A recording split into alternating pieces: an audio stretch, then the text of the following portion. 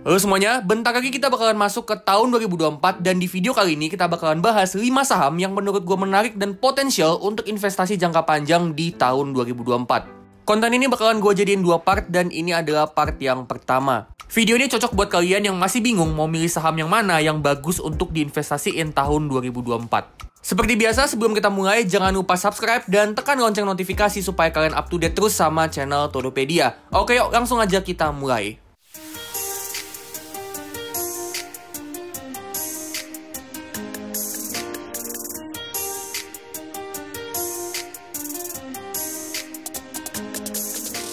Oke, langsung aja kita masuk ke saham yang pertama, ada saham Bank Mandiri atau BMRI. BMRI ini emiten bank yang performanya bagus banget, dimana dari beberapa tahun terakhir, pertumbuhan pinjaman sama laba bersihnya cukup stabil dan tingkat pertumbuhannya juga lumayan tinggi. Tapi nggak cuma itu, BMRI ini juga konsisten mengalami peningkatan kinerja dan itu bisa kelihatan dari beberapa rasio. Seperti rasio return on equity yang dalam tren naik selama beberapa tahun terakhir yang artinya profitability-nya BMRI ini makin lama makin bagus.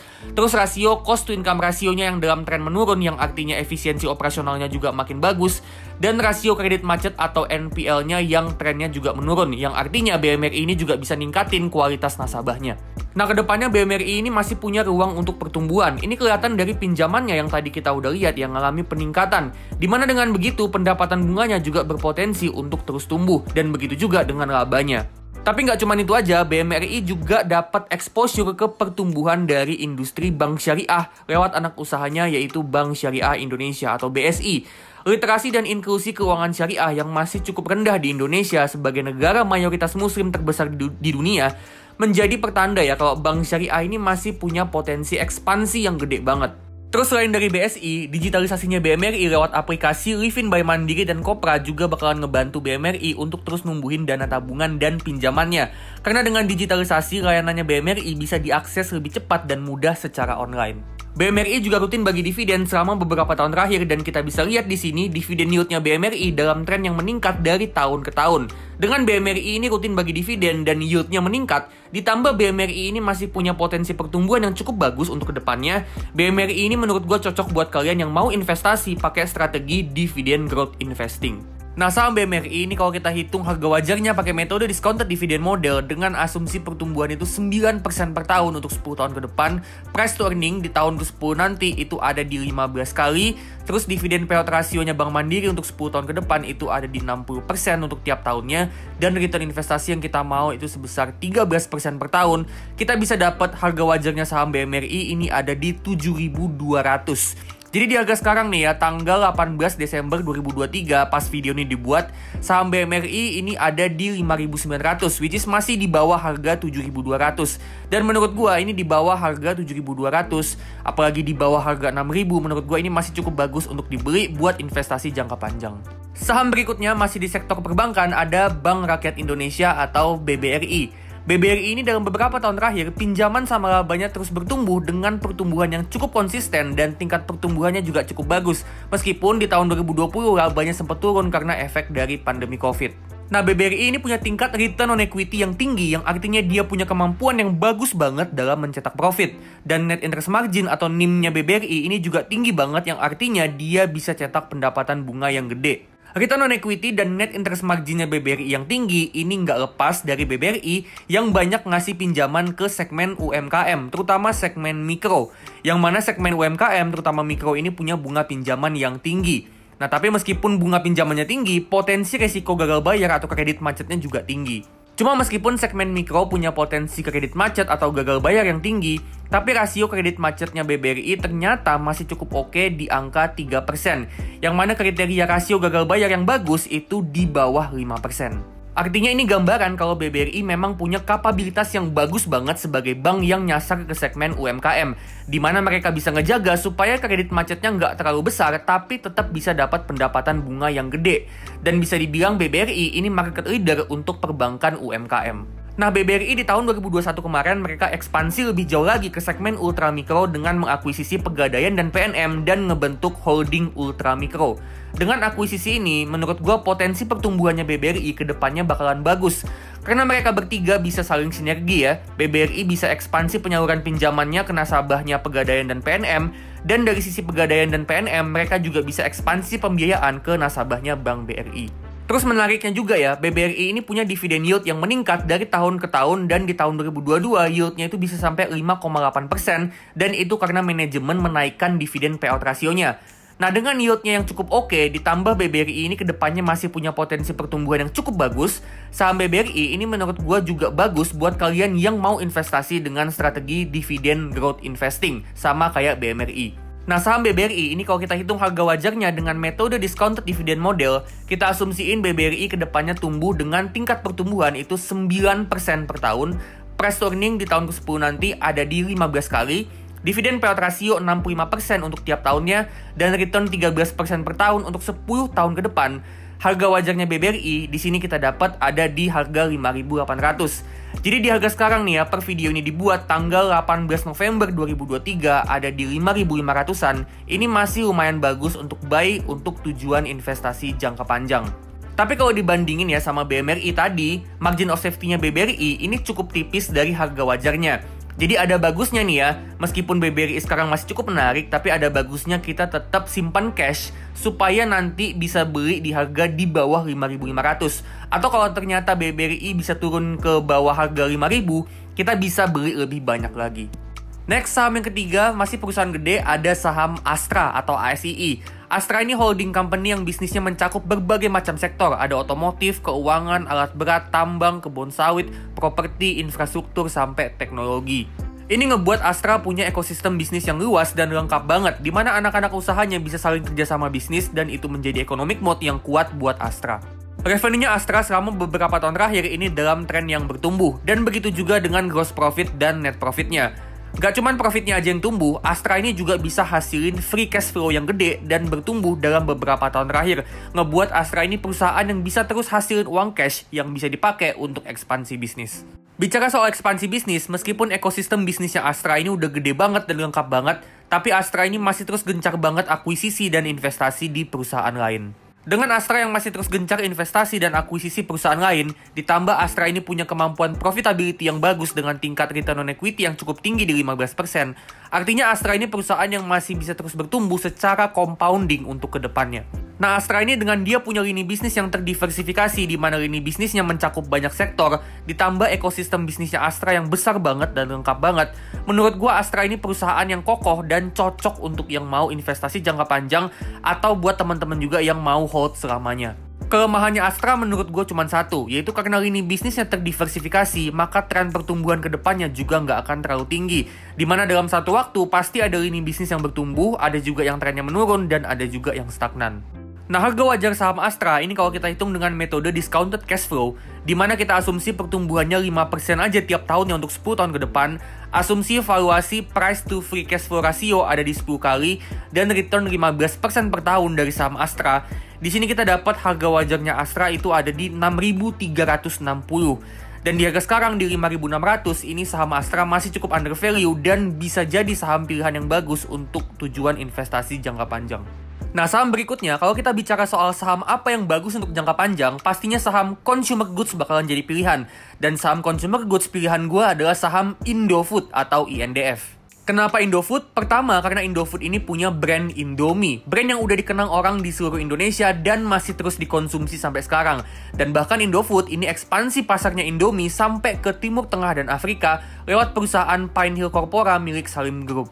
Yang kedua, karena Indofood ini punya keseluruhan rantai suplai makanan, di mana produk yang dijual Indofood ini bervariasi mulai dari bahan mentah, bumbu masakan, sampai makanan jadi yang siap dikonsumsi, bahkan sampai lini bisnis distribusinya pun ada. Jadi bisnisnya INDF ini bener-bener lengkap banget, bener-bener dari ujung ke ujung, mulai dari bahan mentah sampai jadi makanan yang siap dikonsumsi, terus ditambah juga dengan brand equity yang kuat dengan produk kayak Indomie, Citato, Bogasari, minyak Bimoli, dan lain-lain.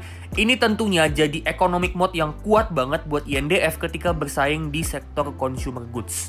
Revenue-nya Indofood tumbuh cukup bagus dan cukup konsisten dari beberapa tahun terakhir. Dan begitu juga untuk gross profit dan net profitnya.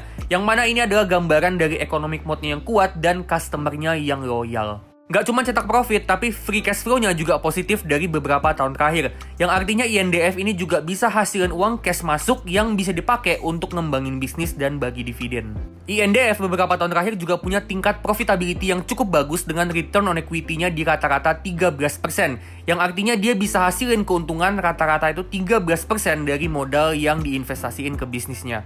Selain kemampuan cetak profitnya bagus, INDF juga rutin bagi dividen dengan dividen yield yang cukup oke ya. Yieldnya ini nggak tinggi banget ya, cuma sekitaran 3-4%, tapi dividennya ini cuma 30%-an aja dari laba bersihnya. Artinya masih ada 60-70%-an dari laba bersihnya yang diinvestasiin lagi ke bisnisnya supaya bisa terus ekspansi. Bicara soal ekspansi, menurut gue potensi ekspansinya INDF ini masih cukup besar terutama ke luar negeri. Dimana lewat Pinehill, Indofood masih terus ekspansi penjualan mie instan ke luar negeri terutama ke daerah Timur Tengah dan Afrika.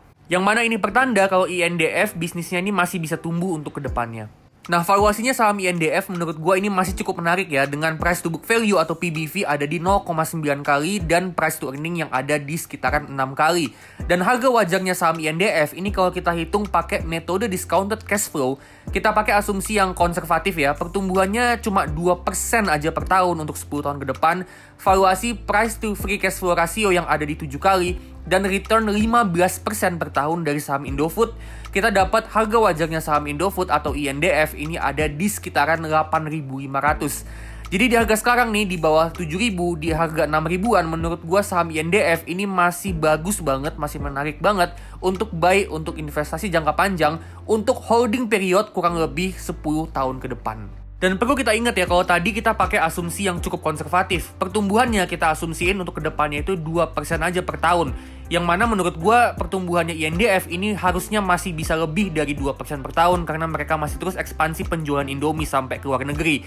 Terus juga untuk price to free cash flow ratio, menurut gue masih bisa lebih dari 7 kali seiring dengan Indofood ini perusahaan yang kuat, economic mode-nya kuat juga, dan pertumbuhannya juga masih cukup bagus. Jadi overall ini menarik banget ya, saham Indofood ini menurut gue cukup menarik untuk investasi jangka panjang untuk holding period kurang lebih 10 tahun. Dan saham yang kelima, yang terakhir ada saham BJBR. Nah, kenapa BJBR ini gue masukin ke dalam list? Karena dia ini emiten bank yang cukup stabil dan defensif, di mana dia banyak nyalurin pinjaman ke nasabahnya dalam bentuk payroll. Yang mana pembayaran cicilan itu dilakukan dengan cara potong gaji. Jadi bisa dibilang pembayaran pinjamannya itu hampir pasti bisa terbayar lunas. Cara ini ngebuat BJBR punya rasio kredit macet atau non-performing loan yang kecil, yang artinya BJBR ini bank yang cukup stabil dan aman untuk investasi jangka panjang. Selama beberapa tahun terakhir, operating income dan net profitnya BJBR ini dalam tren yang bertumbuh dan pertumbuhannya cukup bagus. Jadi BJBR ini bank yang kinerjanya cukup stabil dan pertumbuhannya cukup bagus. Dan ini gambaran kalau BJBR ini bank yang bagus untuk investasi jangka panjang. Nah, BJBR ini ke depannya menurut gua masih punya potensi pertumbuhan. Karena dengan ekonomi Indonesia yang masih bisa terus tumbuh, artinya ekonomi di daerah cakupannya BJBR yaitu Jawa Barat dan Banten juga masih bisa terus tumbuh. Dan itu bakalan jadi katalis pertumbuhan buat BJBR. Terus dari segi kemampuan BJBR dalam hasilin pendapatan dan laba, kita lihat di sini BJBR punya net interest margin atau NIM yang cukup tinggi dan rata-rata return on equity-nya juga cukup tinggi. Dengan NIM dan ROE-nya tinggi, artinya BJBR ini punya tingkat profitability yang cukup bagus. Terus BJBR ini juga rutin bagi dividen dengan dividen yield yang cukup tinggi. Jadi saham BJBR ini juga cocok buat kalian yang mau punya saham yang kinerjanya stabil, kinerjanya bagus, dan dividen yield-nya juga gede. Nah, saham BJBR ini di harga 1120 ada di valuasi 0,8 kali PBV dan 6,2 kali price to earning, yang mana ini valuasi yang cukup murah. Dan kalau kita hitung harga wajarnya pakai metode discounted dividend model, kita pakai asumsi pertumbuhan BJBR itu ke depannya 5% per tahun, yang mana itu kurang lebih setara dengan pertumbuhan GDP di Indonesia. Terus valuasi price to earning di tahun ke-10 nanti yang ada di 9 kali, asumsi dividen payout ratio 50% untuk 10 tahun ke depan, dan return 15% per tahun dari saham BJBR. Di sini kita dapat harga wajarnya itu ada di 1.220. Jadi dengan harga wajarnya ada di 1.220, di harga 1.100-an menurut gua ini masih cukup menarik untuk buy untuk tujuan investasi jangka panjang, untuk holding period 10 tahun ke depan. Jadi emang kalau mau invest di saham BJBR ini jangka waktunya harus panjang ya, karena pergerakan harga sahamnya itu lambat banget. Jadi BJBR ini cocok untuk long term. Kalau cuma untuk hitungan bulan atau setahun 2 tahun ke depan, tentu saham BJBR ini kurang cocok buat kalian. Jadi balik lagi ya, harus untuk long term. Oke, jadi itu dia ya, 5 saham terbaik untuk investasi di tahun 2024 untuk tujuan jangka panjang. Part yang pertama. Perlu kita ingat ya kalau saham-saham yang gue sebut di sini adalah untuk tujuan investasi jangka panjang, untuk jangka waktu minimal 5-10 tahun ke depan, dan bukan untuk hold beberapa bulan ke depan atau 1-2 tahun ke depan. Stay tune terus karena masih ada part yang kedua di mana kita bakalan bahas 5 saham lagi yang menurut gue cukup bagus untuk dikoleksi tahun 2024 untuk tujuan investasi jangka panjang. Nah, tadi gue ada sebut ya metode valuasi discounted dividend model dan discounted cash flow. Nah, buat kalian yang masih belum familiar sama metode valuasi ini, kalian bisa tonton video penjelasannya di link yang gue taruh di kolom deskripsi. Nah, gimana nih opini kalian tentang 5 saham terbaik untuk investasi jangka panjang part yang pertama? Kalau kalian punya opini lain atau kalian punya saham lain yang menurut kalian bagus juga untuk investasi jangka panjang mulai dari tahun 2024, kalian bisa share di kolom komentar. Kalau kalian suka videonya, klik like, share ke teman kalian, dan kalian bisa kasih super thanks untuk ngebantu channel ini supaya bisa terus tumbuh. Sebelum gue tutup, gue mau disclaimer on kalau video ini cuma analisa dan opini gue aja, dan sama sekali bukan rekomendasi atau ajakan untuk jual beli saham. Keputusan ada di tangan masing-masing 100% dan tetap do your own research. Oke, kalau gitu gue pamit dulu dan sampai ketemu di video selanjutnya.